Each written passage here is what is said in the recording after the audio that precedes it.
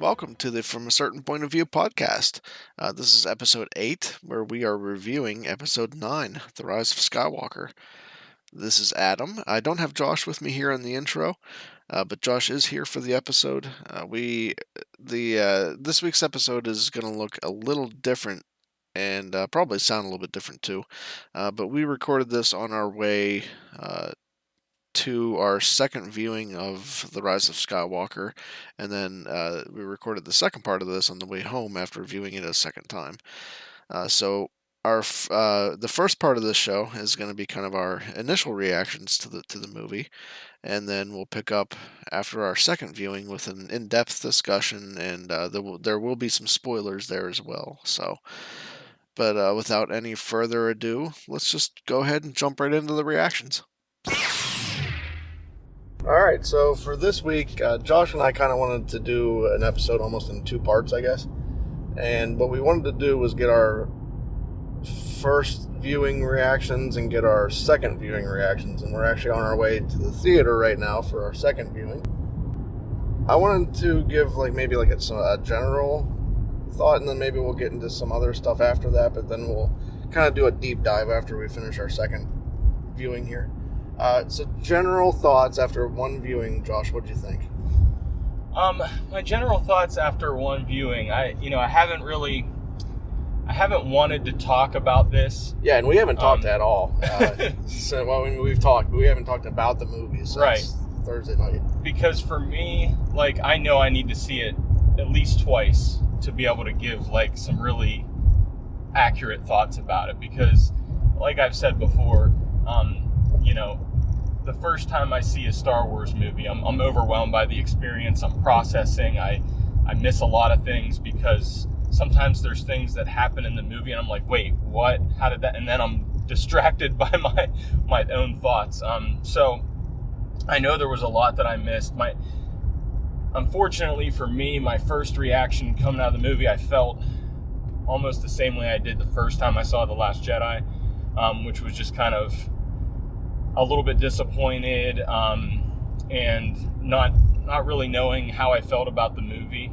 But as you know, the second time I saw The Last Jedi, and then the more and more I saw it, I fell in love with it and really appreciated what it was. So I'm hoping that, seeing this a second, third, and fourth time will maybe kind of change my opinion on it. So that was my first initial reaction. Okay, yeah, and there's a lot to be overwhelmed with in this movie. The pacing is just breakneck. It is. Hardly ever slows down. Yeah. And I'll be honest, it didn't bother me. I thought I've read that, and I thought that maybe it might, but I felt okay with the pacing. And even after, this is actually so break the fourth wall here. I guess this is actually my third viewing that I'm heading to. Okay. So I felt better. I felt okay on Thursday night. With the first viewing and the pacing, and it's a lot. I won't ever tell anybody that that's wrong, because it's not wrong. There is a lot happening in this movie. Right. There's a lot that JJ wanted to cover. It could have been an hour longer, I think. Yeah, it could have been. Yeah. So that is a very real critique with the movie, I think. Mm-hmm. But I didn't have a problem with it Thursday night, and I think I even had less of a problem with it on Friday night. Yeah. My first reaction was a lot more positive than my reaction with The Last Jedi was. And I actually came away, I thought that was the perfect ending for me. It was not perfect, and I said this on Twitter, so it was not perfect. Right. It's not the best Star Wars movie ever made, and it's not even my favorite, but I did love it. I enjoyed the heck out of the movie, and I've seen it, like I said, twice so far. I love both showings, and I'm looking forward to a third. I told my wife last night, Denise, I'm learning that I'm getting older because 3 weekend viewings in 3 days has been a little much for me. It's a lot. I'm feeling it a little bit right now. Yeah. But that's not to say I'm not enjoying watching it, because I enjoyed it last night. And I'm very much looking forward to this afternoon.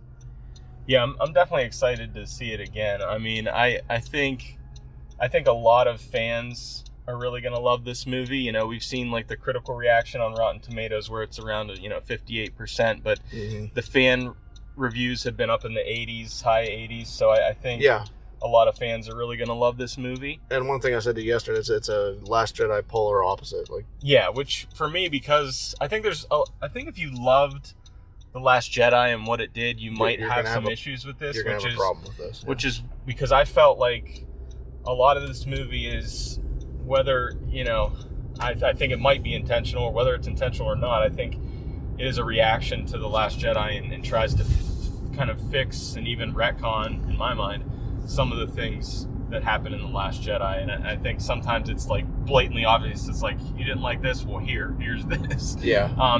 So that was some of my issue with it, where I felt like it was more of a sequel to The Force Awakens than a sequel to The Last Jedi, even though it did take some of the threads from The Last Jedi, and specifically with the Force connection between Rey and Kylo, where it took those ideas and expanded upon it. And I appreciated that about it, but just some of the similar from filmography from that cinematography type stuff with the transition shots, and I still don't love that as a whole, that connection thing. Right.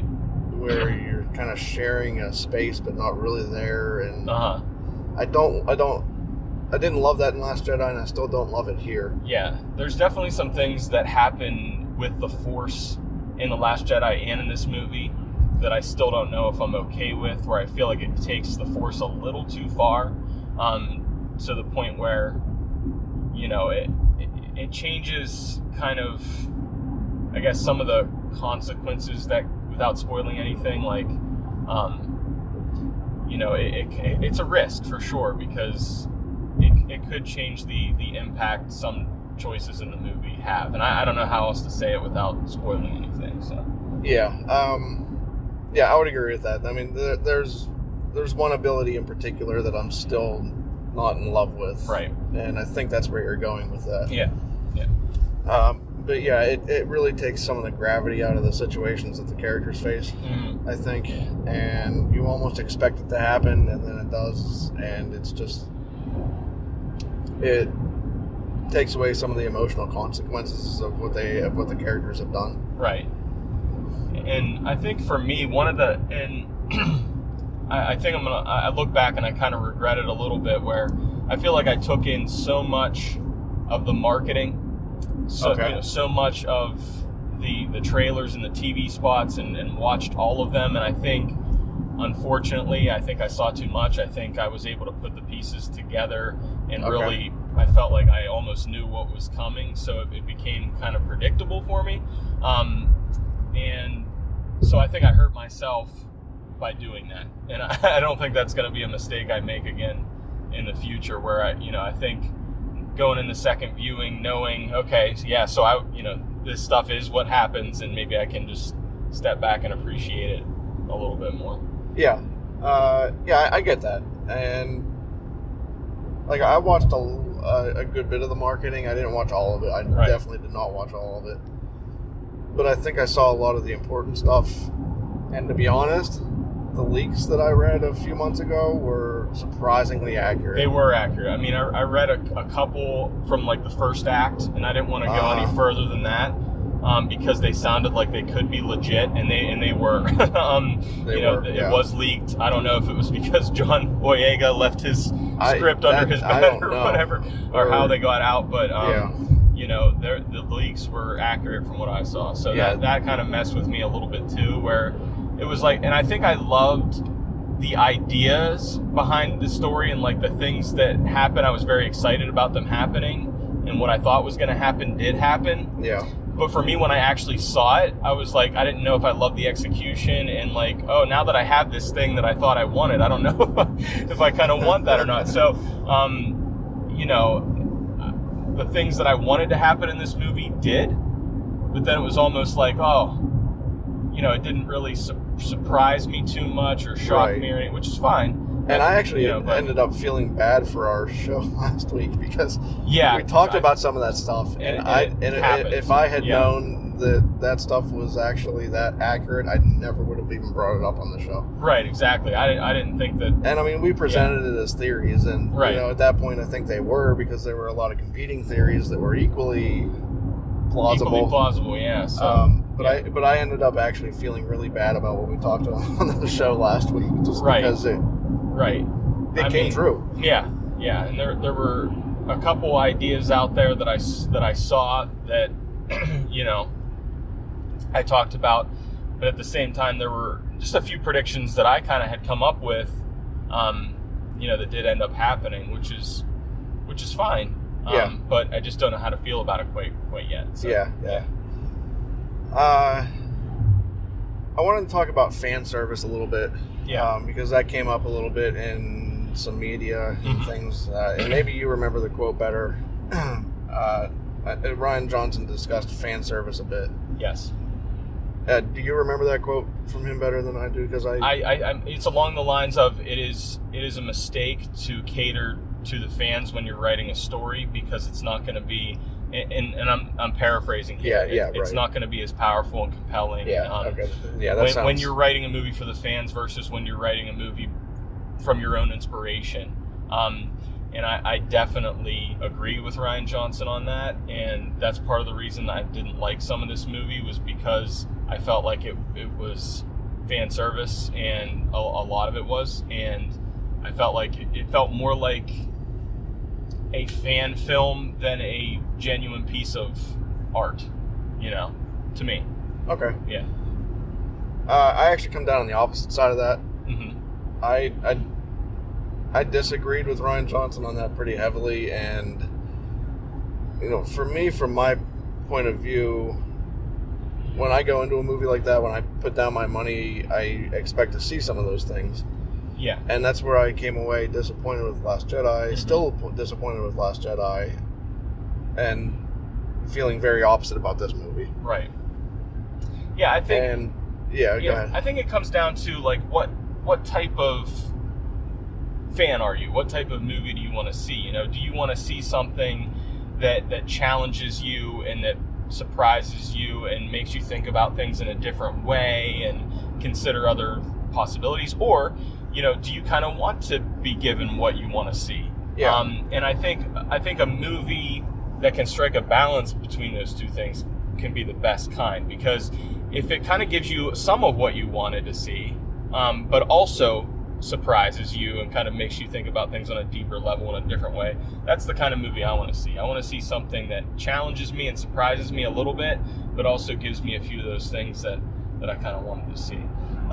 I think this movie, in a weird way, even though I definitely agree there's a lot of fan service within it, it kind of gave me both of those things, because, and I'll use the one thing in particular, without giving it away just yet. I did not want that main surprise with, let's just say Rey. Yeah. I didn't want that at the beginning. Yeah, I didn't either. And I actually had gone so far as to say that if that actually had happened, I would have quit at that point, Yeah. However, seeing that play out on screen and how that all happened and how that was resolved, I came to love it. Mm-hmm. It fit for me. It fell into place. Yeah. And it did challenge that in a way, because she's left with a choice about what to do with the revelations surrounding her, and I kind of loved what she chose, and it's not what I would have wanted maybe 6 months ago, or maybe a year ago, or even 2 years ago when this all started. I would have liked to have seen something more traditional, I guess, with her. Yeah. But I came to love it, and so... Yeah, I'm hoping that it will land with me in a different way the second time or third time. Because the first time, I felt the same way you did about it. I didn't really want that to be what it is, but it is. And I felt like the reveal, for me, the way it's revealed, was a little anticlimactic for me. Okay. Just in the way that she gets the time and place that she gets that information. I thought it could have been more powerful had another character revealed that information to her at a later part in the story. But that was my first initial reaction to that. One thing I want to cover, and I'm just going to say this out front, Palpatine is back in the flesh. Yeah. Yeah. And that's kind of a spoiler, but it's literally right up front in the movie. Yeah. So I don't feel bad about saying that. Yes. And he is terrifying and awesome through 99% of the movie. And I don't know if there's anybody out there listening to this podcast that has a family, but if you have any young children, just kind of be aware that some of the images around him are actually terrifying. Yeah, there's some scary images in there for sure. But man, did I love how he looked. Mm-hmm. Yeah, I like that he's back in the way that he's back. I think I would have appreciated a little bit more of an explanation as to why and how. There's a throwaway line there about dark science, and things, cloning and things that only the Sith knew, which is that was a weird line too. Yeah. But there really is no clear explanation about that. Right. I do agree. That's one of the things that I was. And I think the first thing that threw me off, actually, that kind of for me set the tone of the movie in a way that I don't know how to feel about yet, was the first line of the opening crawl. And when I read that, I was like, okay, so they're just giving it to us right now, right off the bat. I would have liked a little bit more lead into that, but I guess they present the threat right in the beginning. Because, they do. And that it kind of sets the tone for what's happening across the galaxy. Which, the tone of that opening crawl is very different than the other 8 opening crawls, I think. Yeah. It's a little more... I'm not sure how I want to say this. It's a little less narrative and a little more exposition, I guess. A little bit. Yeah. If that makes sense at all. It does, yeah. But yeah, it's a very different opening crawl. Mm-hmm. And I know what you mean by that very first sentence, and it took me back a little bit when I first saw it as well. But then, I was actually sitting there as I was watching it the very first time, and I was like, I'm okay. I'm okay. Mm-hmm. It's different, but I'm okay. Yeah, for sure. And that's something that I found myself, and this is interesting. I've been kind of watching some of the conversation around this the last few days, and there's a lot of fan conversation around this movie so far. We talked about the Rotten Tomatoes reviews, and so far the fan reviews are pretty positive, but there's still a lot of discussion happening around this. Right. Yeah, there's a lot of things to it's almost talk about. Yeah, and it's almost like the tables have kind of turned a little bit here, you know? The people that kind of got what they wanted with 8, maybe didn't get what they wanted with 9, and then vice versa. Yeah. Again, I think, and this isn't an overall truth across the board, but I do think that if you loved The Last Jedi, you might have issues with this one, and if you didn't like The Last Jedi, then you probably will like this movie overall, I think. There are exceptions, of course, and the thing that I want to present is, even though my reaction was what it was, I didn't want to talk about how I felt, because I don't want to ruin anybody else's experience of this movie, because I think that there are a lot of people that this movie's really going to work for, and I think a lot of people are going to love this movie. For me, I just didn't have that positive reaction, at least at first. But it was tough being a fan who loved The Last Jedi for the past couple of years, just because of all the negativity surrounding it. And I don't want to be that negative voice bringing down anybody else's experience. So that's why I was very hesitant to talk about my opinions on it. So here's my response to that. And that's something I've been wanting to talk about. It's actually been tough for me the last 2 years also, as a fan that did not like The Last Jedi. Right. And it's almost like you have to qualify your opinions on these things anymore. Yeah. It seems like you have to justify yourself. We don't have to do that. And I think the tone that you and I have set up around this show is that we can talk about these things, and respect each other's disagree, opinions, and we can, we can have these discussions without, resorting to calling each other names. Exactly.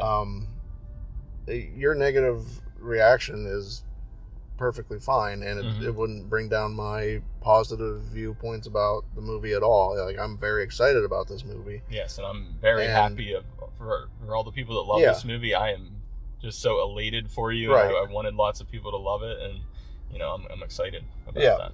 But like I was saying, like it's been tough for me as a fan that did not like The Last Jedi, and it sounds weird because it seems like so many of the fan base feel like that, but I also feel like because I don't like it, that with a certain segment of people, and I'm not saying that this is you at all, because it's never been you, but with a certain segment of people, my dislike of the movie puts me into a certain category of fan, right? That carries some negative connotation. Which isn't true about you, yeah, right. And I don't, that's not true at all. People can like what they like and not like what they don't like, and that's perfectly fine. Yeah, I think that's a big lesson to take, a real life application of the Star Wars fandom, is to realize that it's okay to have different opinions. It's okay to disagree, and just talk about that and have a discussion about that. And you don't have to resort to name calling or disliking one another. People are allowed to have different opinions. Everybody has a different perspective, a different point of view, and that is just the way it is, Yeah, agreed. Yeah. We're getting kind of close to the theater. Is there anything else that you wanted to throw into your first viewing, first part of this episode? Yeah, I do want to say there are a lot of things that I loved about this movie. There are a lot of positives I have. I do have some issues with it, and just with structural things, like film things that I see that I have an issue with, but there's a lot of things I love about it. I love the comedy in this movie. I think it's spot on. It feels like Star Wars comedy. Yeah, it doesn't feel like some of that Last Jedi comedy that took me out of it a little. Yeah. I love a few of the use of a few of the new characters, especially the Babu. I don't know what we have done as Star Wars fans. He stole the movie to deserve Babu Frick and to deserve he's Baby delightful. Yoda and deserve BD1, but we are getting blessed by wonderful new characters here. I loved the trio being together. I loved the dynamic between Rey, Finn, and Poe. I loved, and I don't want to talk about this specific scene, but there was a scene that really had an impact on me that I'll talk about when we talk about spoilers that I loved. So I loved the end. The last thing that happens in this movie I adored. So there's a lot that I definitely love about it, despite my issues with it. So just wanted to say that. Yeah. I think that wraps it up. We're getting ready to arrive at the theater here, so we're going to enjoy our second viewing, and we'll catch you in just a few minutes for our second viewing reaction. Yeah, so we're going to take a couple-hour break here, and we'll be back with some more thoughts. So for you, it's going to be like no time has passed at all. Yes, the magic of technology. Okay, through the magic of podcasting, just over that little audio clip, we have watched Rise of Skywalker a second time now. I loved it again. Josh, how did you feel? Yeah, we're back, and I just man, coming out of the theater the second time, I'm feeling a whole different range of emotions than I was the first time. It's amazing how a second viewing can change how I feel about the movie, and I was telling you just as we were walking out that I cried like 3 times during that movie. Once towards the beginning, once towards the middle, and then at the end. And we'll get into the specifics of that when we go into our spoiler talk. But I think, the first time I was kind of in my own headcanon of what I thought was going to happen. And even though I predicted a lot of what was going to happen, or kind of had a feeling, when you imagine it in your head and then you see it on the screen, it goes down, it's different. So I think because I was kind of like distracted with my own thoughts, I missed a whole lot of little details that what I originally thought were like, oh, there's so many plot holes. Now having those gaps filled in for me, you know, I can put some of those things aside, and I just really was able to appreciate everything that there is to love about this movie, and there's a lot to love about this movie. I mean, I might still have a few little small nitpicks, but that's with any movie, you know, and that's with any Star Wars movie. There's always going to be those little things but overall, like, now I just feel like this was a great end to the Skywalker saga and to this trilogy and these stories and everything. So I'm very satisfied this time, very cool, energized, very happy. So that's how I'm feeling now. Now, to your point, though, because there's so much in this movie, it is so easy to miss a lot of things. Yeah, I definitely missed a lot. And I think that's still maybe a fault of the movie itself. Yeah. So, you know, like we said before, it's not a perfect movie. No. It has a few problems here and there. And we'll probably get into some of those specifically later. But it's very easy to miss that, and I think that maybe might cause some of those feelings with a lot of people, not just you. Right. Because there were some things that I missed. You know, we talked about one specific thing earlier, but we'll talk about that later. But I missed some parts, like especially with Lando. Yeah. Just a few little lines here and there that I might have missed that connected some things and made things make more sense, you know. Yeah, definitely. So, kind of the main catalyst in changing how you feel then was just kind of already knowing how things actually shake out then, is that? Yeah, and I mean, I kind of predicted that a couple weeks ago, that's kind of how when there's movies I'm especially invested in, the first time is just too overwhelming for me. Okay. The second viewing is always my favorite, and the second viewing I think will be my favorite. So, nice. I was saying before we started recording here, I still just can't help but happy giggle every time Babu Frick talks. I love Babu Frick. I mean, I think out of all of the Star Wars movies, but even out of all the newer ones, I laughed the most during this movie. I mean, there's a lot of great comedy, and with 3PO, with Babu Frick, with some other characters, with Poe, you know, I think he has some great lines. And the dynamic between all three of them just really works. Really strong. And it compares to, you know, Han, Leia, and Luke are always going to be the big three, but but it felt like that in a way, and they had some great moments, and I really felt their connection. Especially at the end of the movie, there's a moment that happens at the end, and I really felt it this time because of their connection. So yeah, I mean, there was a lot of great comedy. This is a swashbuckling adventure film too, and I love that aspect of it. It's a lot of fun to watch. I don't know if we used this word before, but it is breakneck. Yeah, it is. Yeah, the pacing, you know, it's just one thing after another, but. You know, this time around, I liked that about it, and there's even a.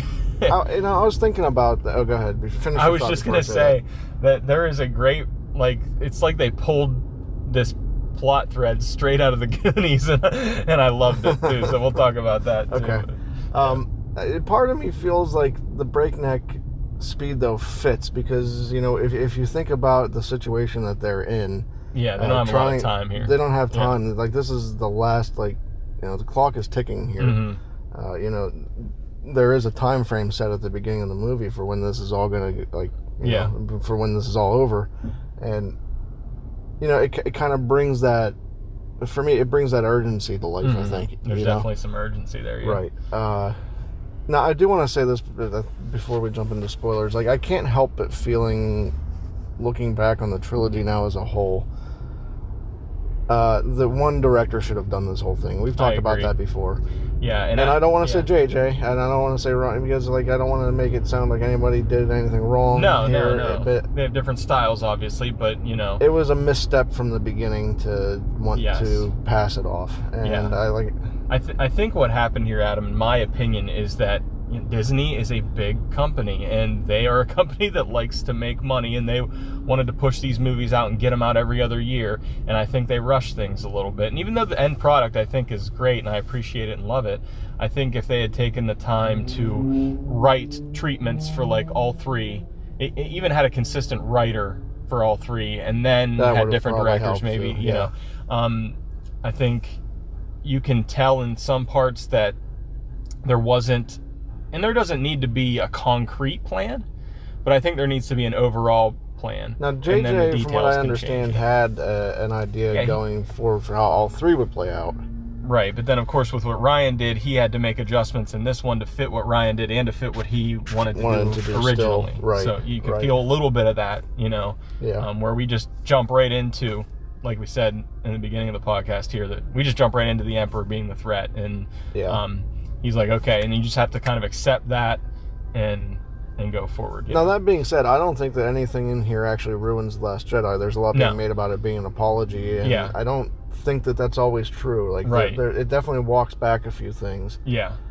And I think I was talking to you a few days ago about how it feels like this is almost JJ saying, you know, like, no, like this stuff actually, we need this stuff. You know? I think those were your words, but yes, like, no, this stuff actually is important. But I don't think that any of that actually diminishes what happened in The Last Jedi. For the people that's very important for, that movie still exists, and those ideas are still very present. You know, Broom Boy is still an idea. Yeah. And the fact that you don't have to come from a certain bloodline, that's still an idea. Right. Because I do like the idea. We'll stop there and pick that up later, but that stuff still exists. Because I like the idea that anybody could be strong in the Force. You don't have to have a lineage or something, like, you know. So and like I said, that hasn't gone anywhere. That's still a part of Star Wars, and it doesn't matter what happened in this movie. That stuff is still, you know, that stuff is still canon, and that is, I guarantee that's going to be revisited somehow, some way in the future. Right. So, and I think along with what you said, like, I can see myself still loving The Last Jedi and loving this movie, and they can coexist. They can coexist. Now, the first time I saw this movie, The Rise of Skywalker, I felt like it was more blatant that JJ was kind of retconning, but this time I didn't feel that as much. Okay. I didn't feel like it was as blatant, minus maybe one scene, which we'll talk about. Okay. That I felt like was. But other than that, I see how they can kind of still fit together. Okay. Well, we are really dancing around some stuff here. So at this point, I'm going to give everyone like maybe 5 seconds to hit the pause button. And if you have not seen The Rise of Skywalker yet, you know, this is the time to maybe pause the show and come back later. Go see it twice. Yeah. Don't just see it once and think you got it all. Right. There's a lot. So yeah, we're going to give you about 5 seconds here, and then we'll pick back up. And this is going to be spoilers from here on out. So here's your spoiler warning. 3, 2, 1. Rey's a Palpatine, man. Yeah, we're diving right into it. Let's start from the top, though. Okay. Yes. So the first line in the opening crawl. The dead speak. The dead speak. Okay, so I'm not gonna lie, I'm not a fan of that. Okay, that's fair. I think it was pretty, you know, kind of corny and like, really a little bit. So, you know, the first time I saw this movie, I did have I'm gonna be honest, a little bit of an issue with that. Like, oh, okay, I thought there would have been a little bit more lead up to the discovery of. I still thought Kylo Ren was going to discover Palpatine in some way. I just thought it would take a little more time to get there. Yeah, but it did not. No.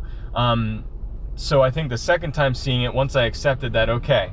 And the first time I saw it, I was like, I wish there would have been more explanation as to how Palpatine survived, and how he's back, and we don't really get that. He's almost still a corpse. Yeah, I mean, his eyes are. He still seems to be clinging to life. His eyes are glassed over, and he looks like he's still dead. Right.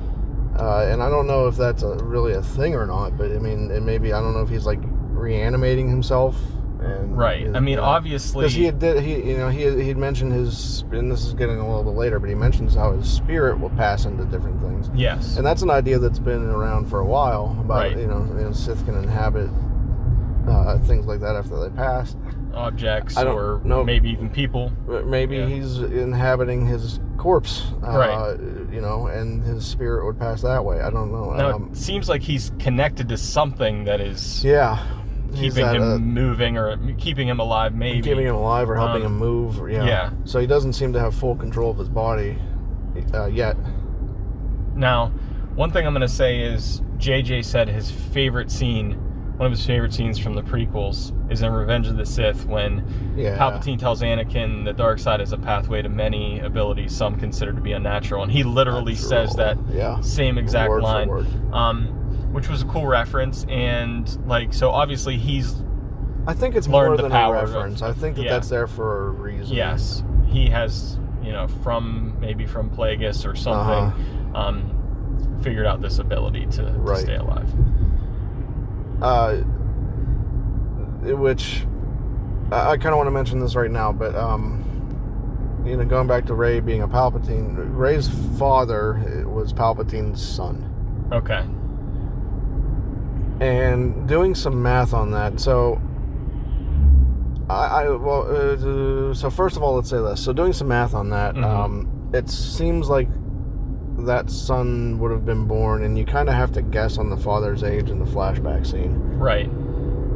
But I'm kind of guessing around like the 30 to 35. Yeah, he's probably in his 30s. Range. Yeah. He looks kind of that age. That would probably put his birth, the son's birth, within the time of the Empire. Right. Which I was kind of wondering about that, if his birth would have happened while Palpatine was still Chancellor, Senator, whatever.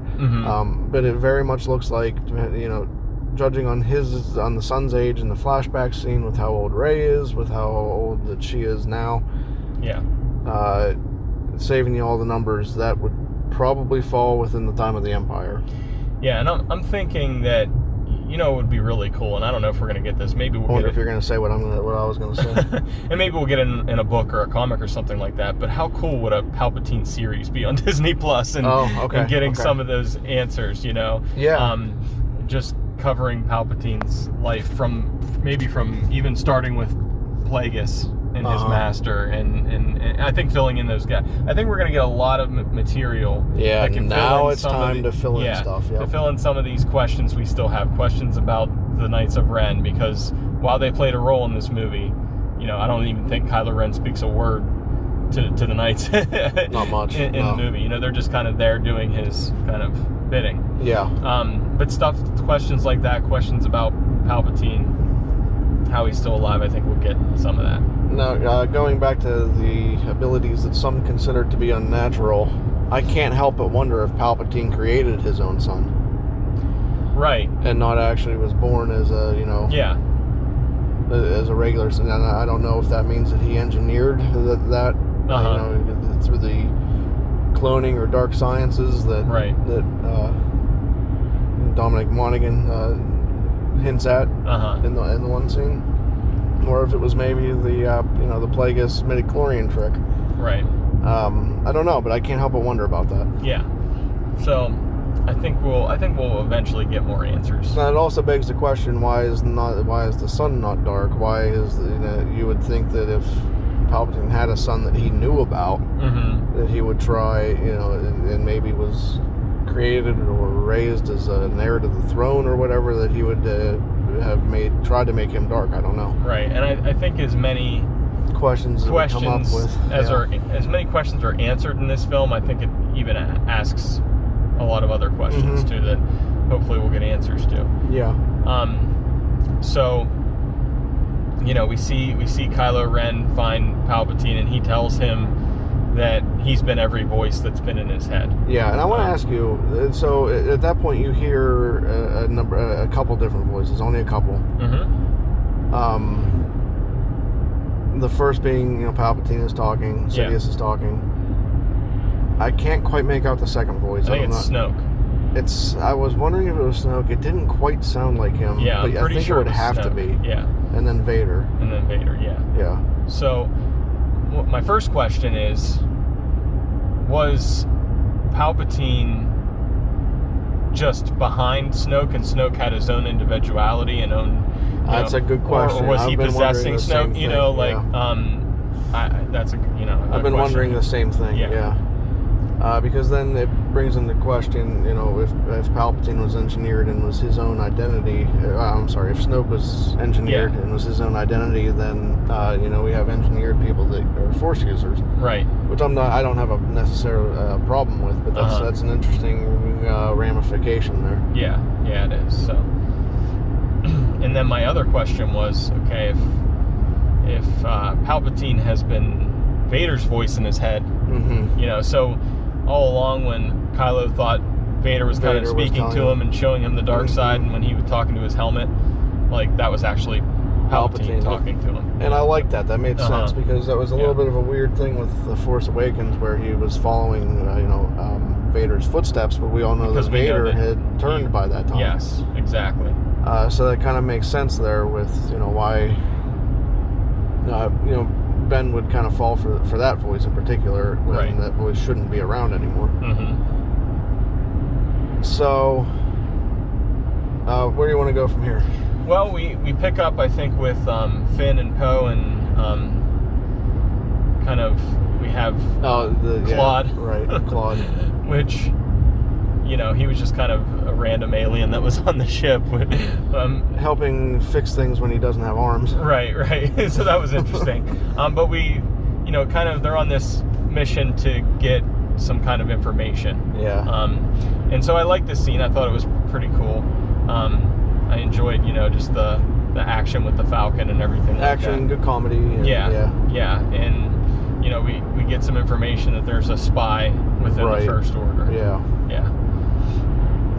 Anything more you want to say about that kind of part there? No, I don't think so. That kind of brings them back, and this is the first time that we reunite our three characters at the Resistance base.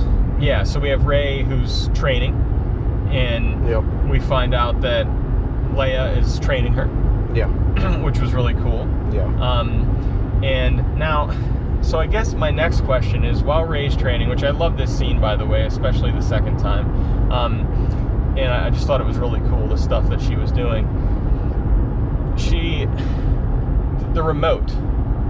Yeah. Was Kylo Ren? Was he controlling the remote and trying to attack her with it? Yeah. Okay. I thought that was what was happening, and but it wasn't quite their normal Force connection that they have. So I was just a little bit confused by that. I believe she can sense him, and I believe that's why she trips. Yeah. And then I believe that he starts controlling the training droid. Yeah. Right. Which she then has to get crafty to crush. Uses the staff, so it's clear that and she kind of hints to Leia that she hasn't quite mastered Luke's saber yet. Right. And she's like, I'll keep working at it, basically. Yeah. But the staff, she's pretty sure-handed with that thing. She's been using that for years. Now, I do want to ask, whose saber is she using there? Did she reconstruct Luke's? Yes. Because it was torn apart? I think it was mended. I think we see, like, in the middle of it, there's kind of a piece around it that is holding it together. Okay. Yeah. Yeah, so... Like I said, at that point we get reunited with our three, and we get some nice banter between Rey and Poe. Yeah, Rey and Poe are at odds. She's like, you're difficult. Yeah. But then Poe and Finn deliver the news that Palpatine is back, and that kind of launches us into our next mission, which is to go to Exegol, which is the hidden homeworld of the Sith. One of them, I guess. Right. Because that's not the only one that's in canon. Yes. And to do that, we have to find a Sith Wayfinder, which Luke was looking for. Right. Now, about the Sith Wayfinder, when Kylo first found the one that's on whatever the planet was he was on first, it looked like a holocron. It does look like a holocron. I'm thinking, like, what is the difference between a holocron and a Wayfinder? And there's a lot of questions I have about. Look up. Yeah. I don't know if that answer is out there yet, but that's one of the things I wanted to look up. Right. And so I just have a lot of questions about these little details that are in there, Right. And did Palpatine leave these behind so Sith followers could find him or something? Or, like, there's just some questions I have about some of those plot points. Yeah. Mm-hmm. I have some of the same questions. Right. So we ended up on the forbidden. How do they call that? The Forbidden Desert of Pasana. Yeah. During a festival that only takes place once every 42 years, which is an interesting detail. A reference to how long this Star Wars saga has gone on. Yeah. So kind of an interesting rhyme there, I guess. That would have started, at the time that this all began, and then 42 years later we're doing that again, which is kind of a cool thing. Yeah, I like that. So this is where we meet up with Lando. Right. So if there are, and now sometimes I think in this movie you have to put aside some of those little plot conveniences that you get, like Lando just so happened to be there. Has he been there since he and Luke were there? He mentions that he and Luke were. Luke was looking for Exegol, right? And happened to be there with Lando somehow. Yeah. I'm not sure if Lando was there and they met up on the planet, or if Lando came with him. I don't know. But, but yeah. The plot conveniences don't bother me, to be honest. I mean, that happens in... Yeah, I mean, it didn't bother me the second time around, for sure. I, just kind of suspend your disbelief a little bit, you know what I mean? Yeah, I gotcha. Which I was able to do. Right. The second time around. Yeah. So there's some pretty cool action scenes on Pasana once Kylo Ren meets up with everybody. Now, the one thing about Pasana that I would be okay without is Chewie getting captured. Yeah. I think that's probably time that could have been better spent elsewhere, but then that also does get them on board, Kylo's starship, which also is kind of pointless if you're just going back there to get Chewie and get the dagger back. Right. I mean, I thought it was a cool kind of scene.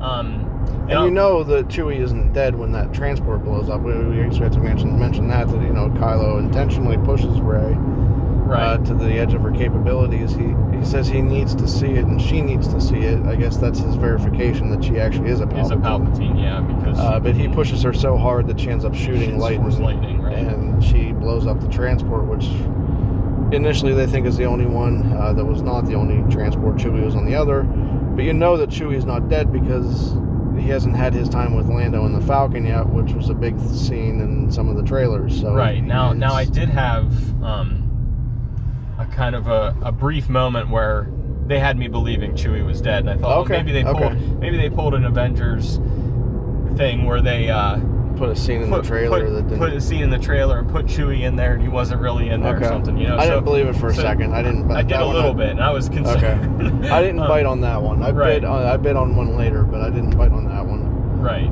Now we also, if we rewind a little bit too. Yeah. We get some sinking fields, which is something that's referenced on being on Jakku by Rey in The Force Awakens. So we kind of see what a sinking field is, and they sink down into it. Right. And this, for me, is where there's the reference to the Goonies. Because they find this corpse who happens to have this thing that when you look at it a certain way, it shows you the way to the treasure, basically. Which I thought was a cool little thing, because I love the Goonies. Yeah. But it reminded me of that. So that's where that reference came in for me, which was okay, I get it now. And then I also loved how Poe had his flashlight, and then Rey lit up the lightsaber, and he was just like, okay, my flashlight is pretty much useless compared to this lightsaber. Now, initially, because 3PO reads the dagger, because it has inscriptions on it, and that's actually how you find the second Wayfinder. Right. I didn't love 3PO's explanation that he just wasn't allowed to translate it. Yeah, he's not allowed to. It's against his programming to translate it. The second and third time I heard it, I was like, okay, I get it. Yeah, okay. The first time I was like, wouldn't it just be easier that he can't read it until he's reprogrammed? Right. Like he doesn't even know what it says. Right. It does lend itself to, a joke by Poe saying, like the one time we want you to talk, you won't. Which I thought was funny, but yeah, I mean, it is just kind of one of those little plot devices. So that leads them to Kijimi, where there is Babu Frick, who is stole the show, in my opinion. Yeah, every scene that he's in, I love Babu Frick. Yeah. I've said that like 5 times this show. I don't care. I do. So that leads them to Kijimi, where Poe, some of his past is revealed. He was a spice runner. Mm-hmm. which I thought that was cool. So is that how he knows? Well, he knows some little things here and there that Finn calls kind of like shady things, like hot wiring things. And do you think he learned how to light speed jump?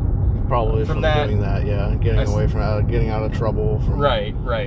Getting boarded or whatever, And I liked Zori Bliss for her part in it. I liked her character. I did. I liked the dynamic between her and Poe, and I liked her character. And I wasn't too sure about Kerry Russell at the beginning of when I was hearing about the casting, but I liked the character. Yeah, I enjoyed it as well. And so I think there's some cool stuff that happens on Kijimi. And then we get to another confrontation between Rey and Kylo Ren. Yeah, so we'll kind of skip ahead of some of this. Chewie gets rescued, obviously. I did think the kind of the infiltration scene was pretty cool, like the action in it, like with Finn and Poe taking out the stormtroopers and getting to Chewie and everything. I thought that stuff was well shot. I liked it. It was definitely good. It was no Canto bite. Right. No. There's nothing for me. There's nothing in this movie that's like, oh, that was like a really weak subplot like Canto Bite was.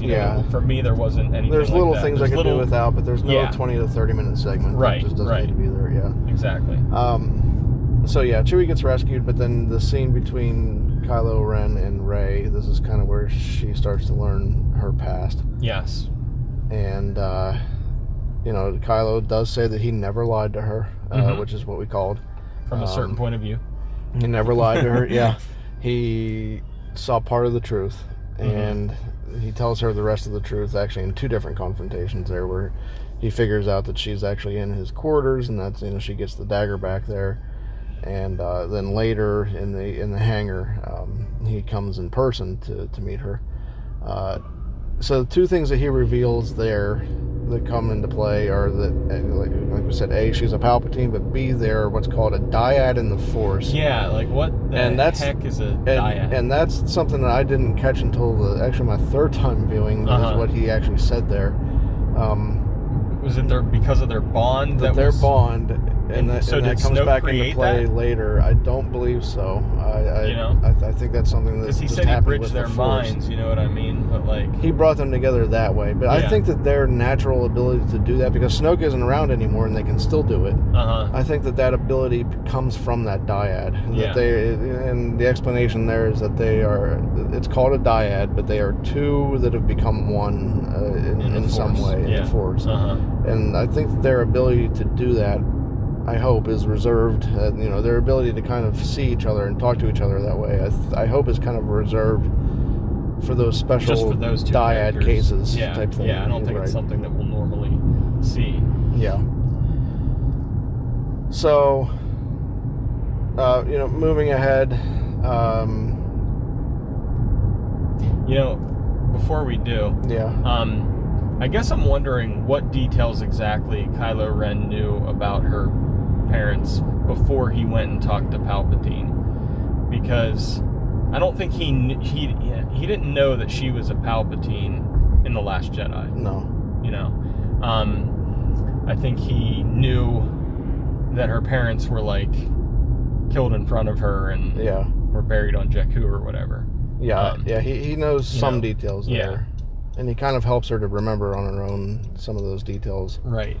And I thought it was really interesting that the ship that we saw take off of Jakku and her vision that she saw in The Force Awakens, like they're actually on this ship and using this ship. I thought that was really interesting. Yeah, I thought that was interesting too. Yeah. So, we've kind of talked about a lot of this already, so let's kind of skip ahead a little bit.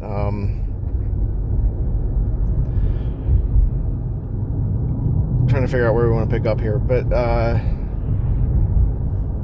they've met a droid along the way, Dio. Dio kind of has some details about Exegol that the Resistance can use to at least kind of locate where the planet is, but not how to get it. Right. And I know we're kind of skipping over a few things here, especially on the Endor moon. But Rey she has her confrontation there. And this is on Endor, but Rey has a confrontation on the Endor moon where the Death Star remains are, which is an unnamed moon. Right. Yeah. I mean, but like something was released about it being called Kefbur. Right. That's true. Yeah. Yeah. But I thought it was cool that it was a moon of Endor, and they actually say that, I think, in the movie. Oh yeah. And I love when Rey's approaching the throne room that we hear that music from Return of the Jedi. Like John Williams' score in this movie is spot on. Like it's excellent. The notes he hits that reference different parts of this whole saga. Like excellent. Just loved it. Yep. So I love that whole thing. And then when she finds the Wayfinder, that's when she has that vision of Dark Rey. Which I thought was kind of cool as well, and they go at it felt like The Empire Strikes Back when Rey confronted his vision of Darth Vader. Yeah. And they go at it a bit, but then she gets pushed out of that vision and meets up with Kylo Ren, who's there who's there in the flesh at this time, not a vision. Right. And he destroys the holocron, which kind of throws a wrench into the plans. Yes. But they have their confrontation, which ultimately results in Leia, back at the Resistance base, finally knows what she needs to do to reach her son, and she decides to sacrifice herself to try to reach Ben one last time, which she does. And Ben stops the fight, drops his saber. Rey picks it up and stabs him through the stomach, which initially I bit a little bit on that one. I was like, holy crap. But then when we talked about Force healing, it's just, instantly that he's not going to stay dead. Right. So he doesn't, and I have a little problem with that. Yeah, this is where the Force healing ability can become problematic. If it's used obviously too frequently, then it takes away the consequences of characters being in peril or being in danger, and just because you want to feel like these characters that you really care about aren't safe necessarily. Something could happen to them, and that's a powerful device in any storytelling. So to take that away a little bit is a bit controversial. It's rough. And then where's that been all along? I was talking to someone else, actually Nathan, that we were talking to on the show last week, and we kind of arrived at where has this been all along, and how does Rey know this? She could have, and I think the best explanation right now has to be that maybe she learned that from the Jedi texts that she has, and those are. That's maybe not an ability that's taught by the Jedi, because it teaches to hang on to things that you don't want to lose. Yeah, I think it almost had to be in the text somewhere, of her learning that ability, and but that ability comes into play in big ways in this film, not only at that point, but also at the end. Later at the end. But I think it does lead to one of the most emotional parts of the movie when Leia does what she does to reach out to Ben, and it's not just Leia that has to bring him back, and then Han. And Han is not a ghost; he's what's called a memory in this. Yeah, he's a memory, which is interesting. I think that's the Force maybe using that memory to give Kylo his own vision. Right, which I loved. I mean, we could have had, the Force ghost of Anakin come and talk to him and say, hey, this is what I did. I defeated the Emperor. I sacrificed myself. I turned to the light, and so can you. And that would have been powerful. But I think it's even more powerful to have Han do it, because I agree. What I mentioned to you, this was my favorite scene in the movie the first time I saw it and the second time I saw it. And actually, the first time I saw it, I was actually sitting by you, and out loud when I heard Han's voice, I was like, "What?" Yeah. Because he's not. We know he's not a Force ghost. He's not a Force ghost. He's not. And when you see him, he's blatantly not a Force ghost. Right. But I love. So immediately I was okay with it at that point. Yes. But you don't see him at first. You just hear him, and he says, "Hey, kid." Yeah. And the voice. I knew the voice. And it just, for a second, I was like, no. Yeah, but they didn't do it. They didn't make him a Force ghost, which was great. Because I think they realized that the fans would not go for that. But Luke tells Kylo in The Last Jedi, if you strike me down, I'll always be with you, just like your father. Yeah. So his father is with him, and I think that's emotionally powerful. That's true. That's true. It's not something I thought of. And it's one of those things that they kind of revisit the scene in The Force Awakens when he truly turns to the dark side. Right. When he kills his father to fight the light. He thinks that killing his father will turn him completely to the dark side, and he won't have that pull of the light anymore. But and it's interesting that you said truly turn to the dark side, because I think that's a cool point. And if anyone out there has not yet read the Rise of Kylo Ren, the first one, I think you should. And I don't want to say what's going on here. Yeah. But I think that might actually have been his commitment, the time that he committed to the dark side. And JJ has said before that the Force Awakens not only in Rey and the light, but in Kylo Ren in the dark as well, and in the events of that movie. So I love how we get a mirror of that scene in the Force Awakens on the bridge. That of course didn't have any rails on it because it's Star Wars. Yeah. And we hear the similar lines repeated from Ben saying, "I know what I need to do, but I don't know if I have the strength to do it." Right. And at first, in The Force Awakens, he thought what he had to do was kill his father, and now he realizes he has to throw away the dark side, commit to the light, be Ben Solo, let Kylo Ren die, and he has the help from his father to do that, which I thought was the most beautiful moment in the movie. And that's the second time that I cried. The first time was when Rey said goodbye to Leia, because I knew that was going to be the last time. This time, watching the movie, I knew that would be the last time that she would see her, in person anyway. And so I cried then, but then this moment too. Yeah. Just. And the dialogue in that scene is just next level good. Yeah. Ben kind of looks at him with tears in his eyes and says, "Dad," and of course, what would Han say? Right. I know. He doesn't even have to tell him that he loves him or he's sorry or whatever he wants to say. In that moment, he doesn't have to say it. And I didn't even pick up on that the first time. I didn't. I mean, I didn't. I heard it, but it's like it didn't land. It didn't register until the second time. Yeah. And the way that John Williams turns Kylo Ren's theme into Ben Solo's theme, you can feel the dark side of his theme and then turning into the light side of his theme, and the notes that he changes to make it flourish and make it feel like he is turned and redeemed. It's just beautiful. Yeah. So I loved it. So let's fast forward a little bit here. Are we gonna get Rey going to Octo? Rey goes to Octo, and that's kind of her. She's moment. Failed basically. She's failed. The hologram. The Wayfinder is crushed, and she's done. She goes to Octo to end it and become a hermit, like her first master before her. Just like Luke was gonna burn the tree down, she was burning the TIE fighter and everything. She takes Ben's TIE fighter and she lands on Octo and she destroys the TIE fighter, so she can't leave. Which, I mean, she knew that the X-Wing was there. Yeah. So that's a little... Yes. Because she did see it before, right? Yeah, I think she... Well, I don't know if she sees it. We as the audience see it. I don't know if it almost looks like she saw it. She may have. I'll have to go back and look. Yeah. But yeah, she destroys the TIE fighter, and she's about to destroy the lightsaber, but she's stopped by and then the Force Ghost of Luke. Luke catches it, which, we saw Yoda interacting with the physical environment, so we pick up on that. And JJ uses that here. And we get the line from Luke, which I feel is the most blatant, kind of saying, okay, this is a reaction to Rian Johnson's The Last Jedi, where Luke threw the lightsaber over his shoulder. Luke comes out and says, "A Jedi must treat his weapon with more respect." So for me, that pulled me out of it a little bit. This is probably my...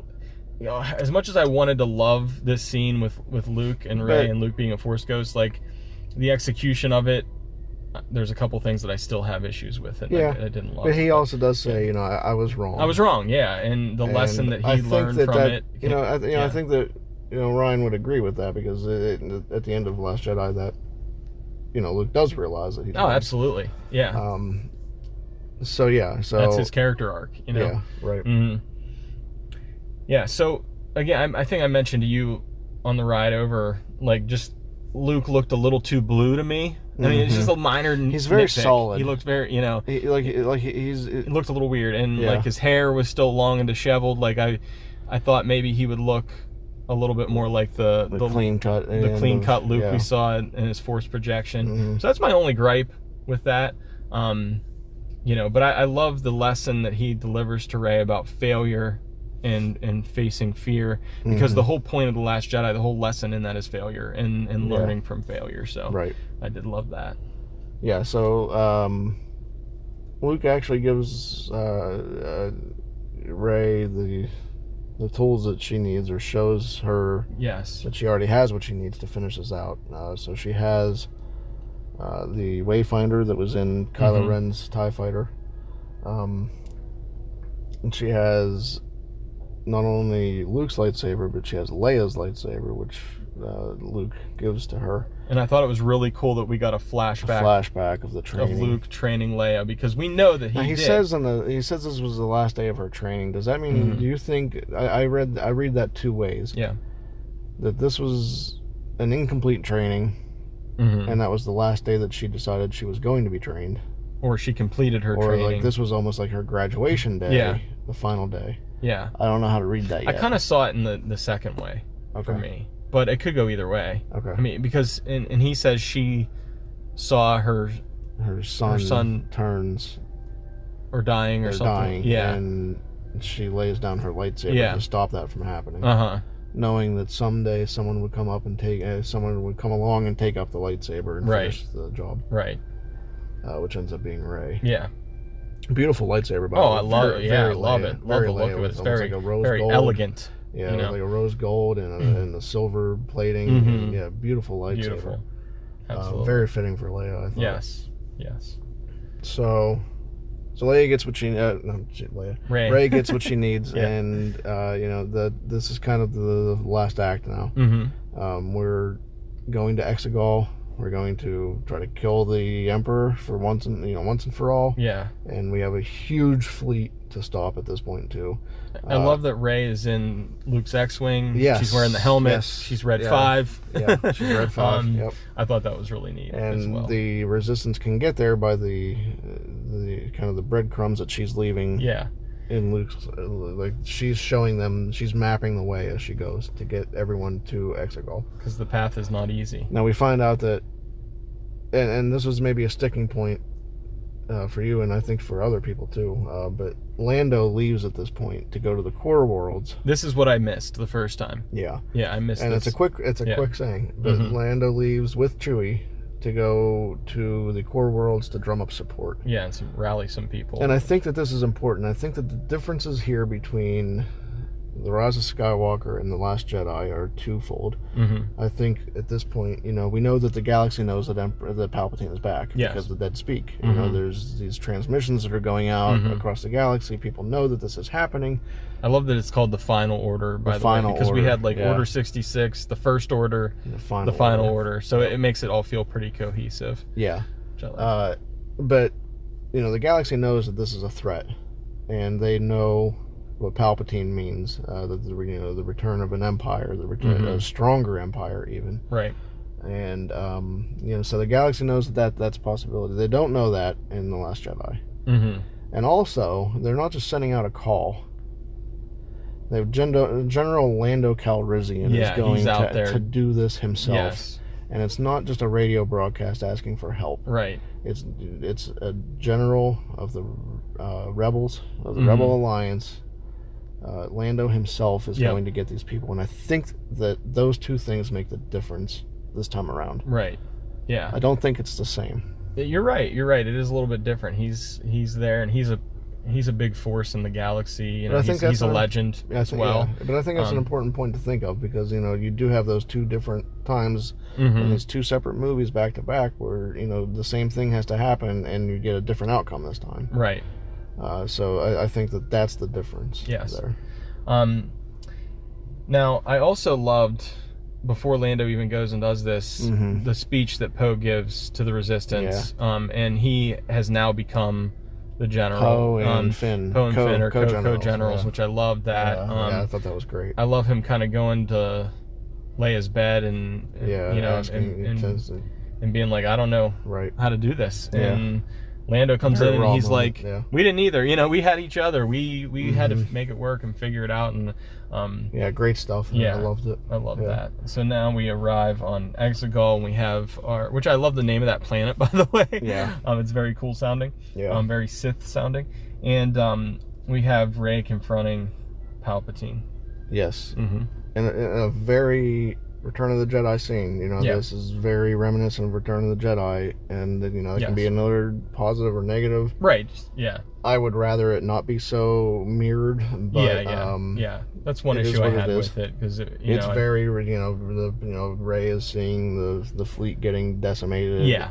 And she can stop it by turning and taking up the throne, and it's, you know, a lot of it's very mirrored. Yeah. So it's one of those things you either love that bit of nostalgia or you don't. You know I wish it wouldn't have been like I think that I wish that the nostalgia would have been wrapped up in The Force Awakens a bit, and the rest of it would have broken away, but that didn't happen. Right. Even The Last Jedi had a lot of it, and we get it again here.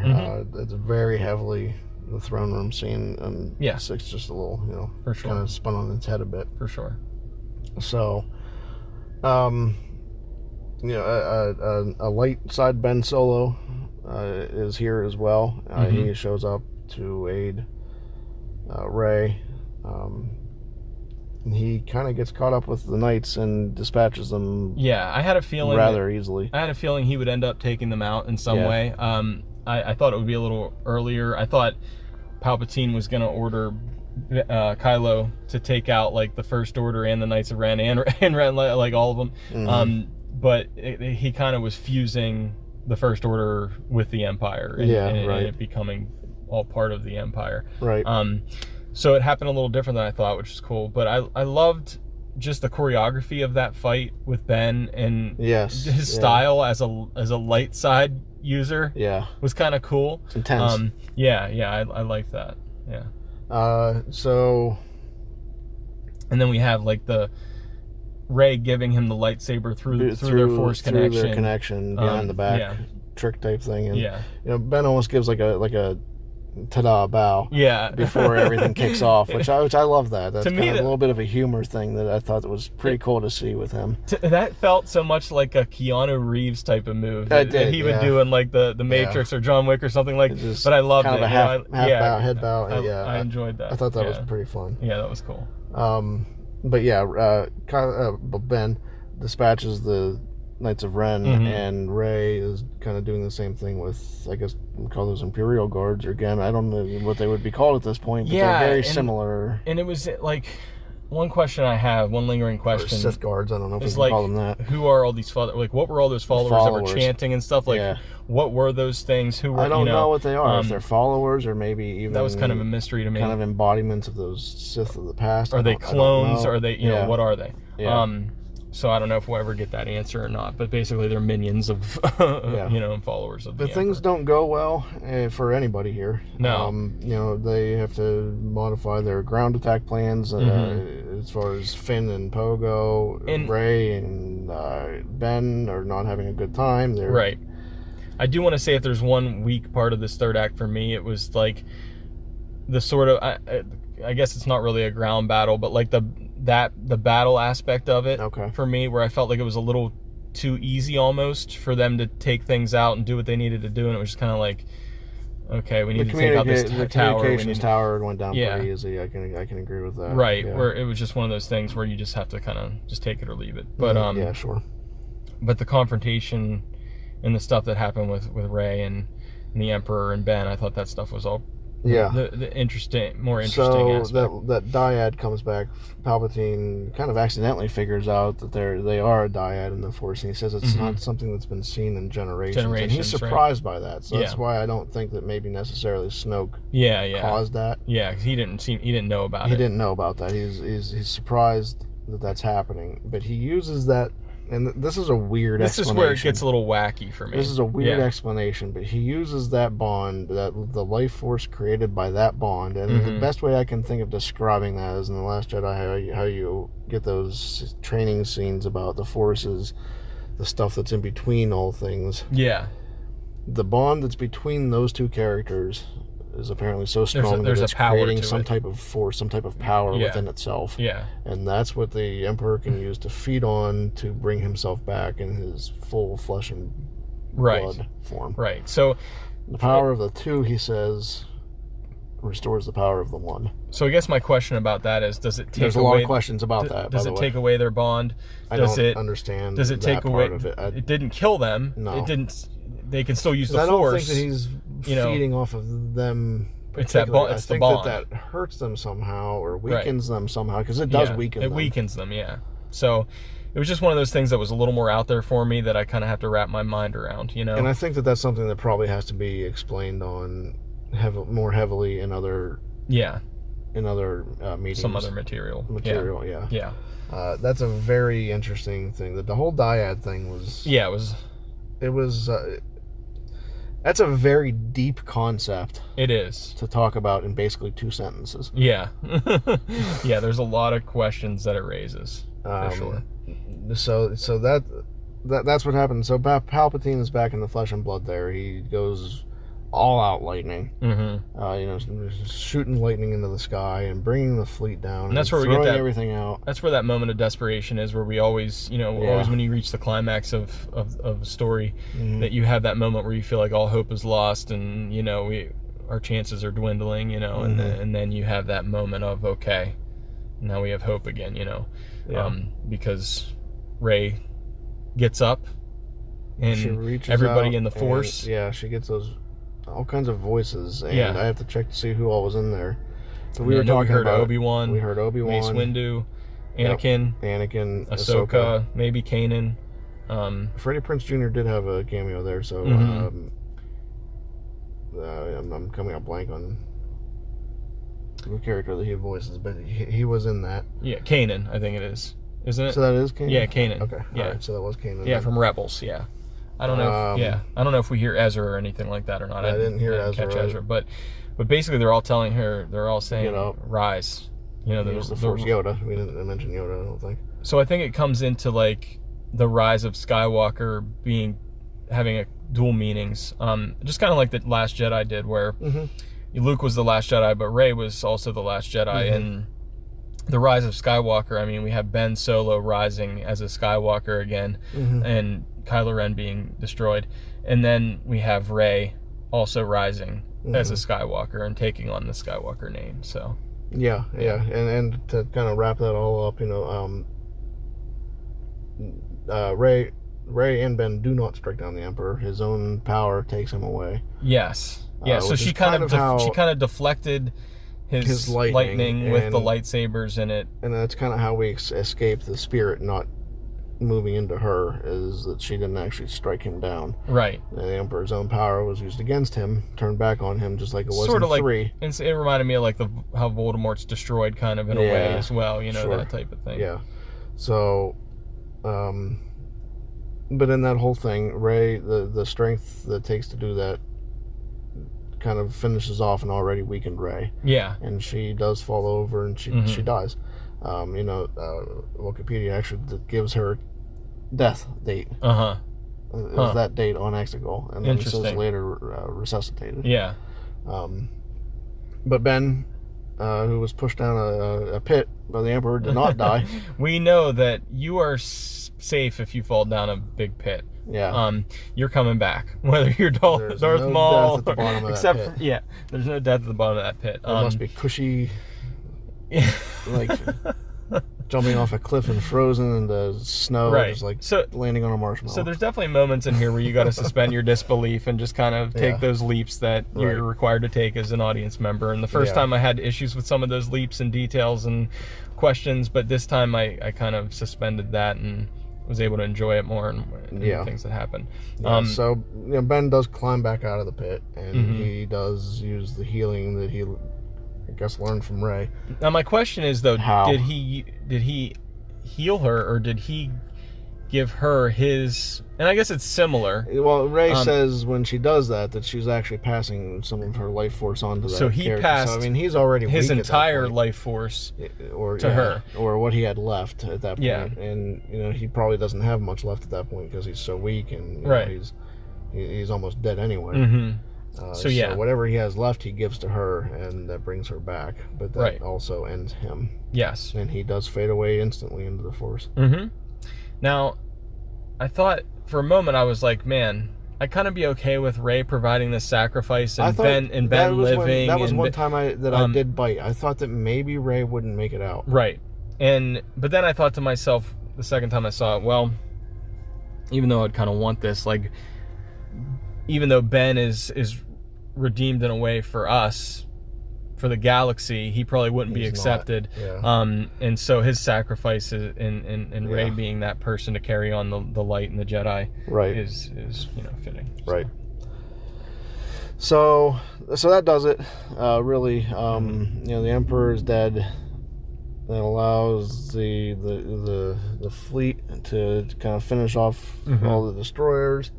There's other shots, kind of a very echoed shot from 6 where you see across the galaxy these things are falling, which I thought was cool. We got to see Coruscant, and Endor.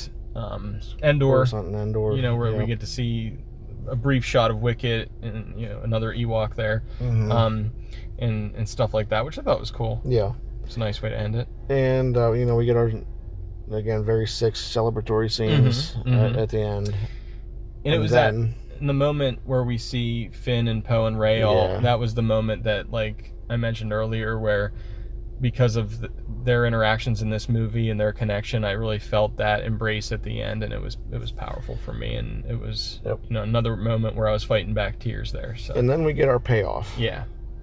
After this, Rey goes back to.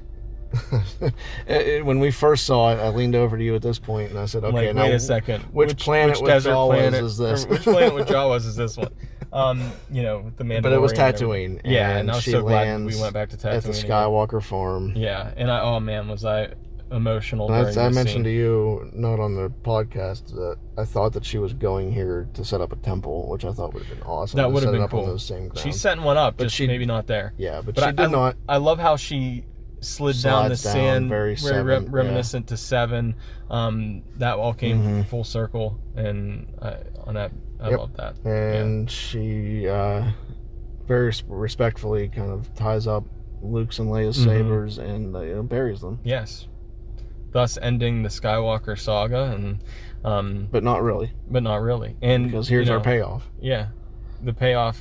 She gets up and there's a random old lady.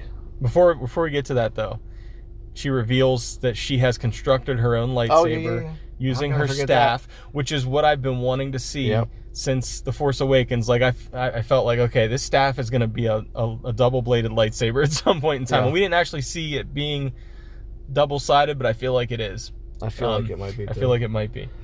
And it's yellow. It's yellow. The blade color is first yellow. I thought it was orange, but it's talked yellow. about this off the show again. I think we should go into depth in some other time. Yeah.